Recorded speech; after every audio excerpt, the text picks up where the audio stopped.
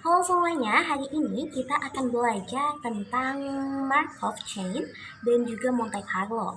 Dua konsep yang mungkin kedengarannya itu rumit, tapi sebenarnya ada di sekitar kita sehari-hari. Nah, kita akan membahas bagaimana komputer bisa memprediksi kejadian dan melakukan simulasi dengan cara yang tentunya mudah dipahami. Jadi, apa itu Markov Chain? Sederhananya, ini adalah cara memprediksi kejadian berikutnya hanya dengan melihat kondisi saat ini. Jadi, tanpa perlu tahu apa yang terjadi sebelumnya. Eh, kita coba bayangkan seperti saat bermain game, keputusan selanjutnya itu tergantung kondisi kita sekarang. HP kita, HP lawan, dan sebagainya. Bukan dari bagaimana kita sampai di situasi itu, bagaimana kita sampai saat kita bermain game. Jadi prinsip utamanya adalah memory list, probabilistik, dan berdasarkan state atau keadaan. Mari kita lihat contoh nyata. Contoh nyatanya yaitu ada prediksi cuaca. Kalau hari ini cerah, ada peluang 70% besok juga cerah dan 30% besok hujan. Kalau hari ini hujan, ada peluang 50-50. Jadi 50% besok cerah atau hujan.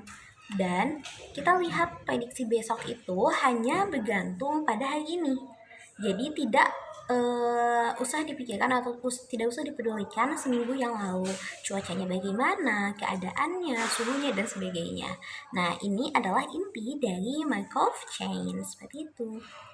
Sekarang itu Monte Carlo. Monte Carlo ini adalah metode simulasi yang menggunakan pengulangan acak berkali-kali untuk mendapatkan hasil yang akurat. Analoginya seperti melempar sebuah anak panah. Jadi misalnya kita ingin tahu luas bentuk yang aneh mungkin ya. Kita lempar 10.000 anak panah atau berapa puluh ribu anak panah secara acak. Nah, dengan menghitung berapa yang mengenai bentuk tersebut, kita bisa mengestimasi luasnya begitu. Jadi prinsipnya itu random, diulang berkali-kali dan semakin banyak simulasinya, hasilnya itu semakin akurat. Kita lihat dulu demo simulasi melempar dua dadu. Nah, jadi secara teori peluang dapat jumlah 7 adalah 16,67%. Nah, coba uh, kita lihat dari 10.000 simulasi ini berapa hasilnya. Hasilnya itu sangat mendekati teori. Ini membuktikan kalau Monte Carlo bekerja semakin banyak simulasinya, maka akan semakin akurat begitu hasil yang didapatkan.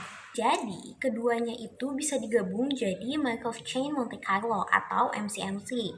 Contohnya nih, di prediksi teks smartphone, saat kita ketik saya mau makan, HP yang pakai Markov Chain untuk lihat kata terakhir, dan Monte Carlo untuk coba banyak kemungkinan kata yang paling cocok. Kayak kalau kita mengetikkan nih, saya mau makan, nanti akan ada otomatis tuh rekomendasinya seperti makan nasi, makan siang, atau mungkin kata kayak pagi, atau makan bersama, dan sebagainya seperti itu.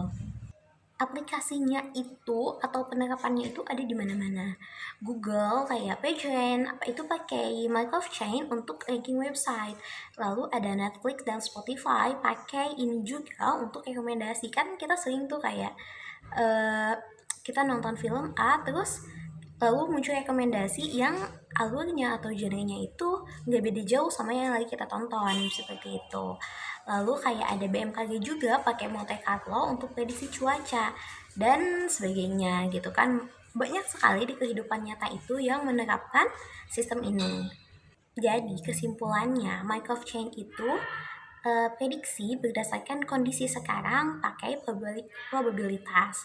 Monte Carlo itu simulasi acak berkali-kali sampai dapat hasil yang akurat. Nah, jadi keduanya ini membantu komputer membuat prediksi dan keputusan dalam situasi yang nggak pasti gitu. Jadi aplikasinya ini ada di smartphone, game, prediksi cuaca, dan masih banyak lagi. Mungkin sekian yang dapat saya sampaikan hari ini. Sampai jumpa lagi. Wassalamualaikum warahmatullahi wabarakatuh.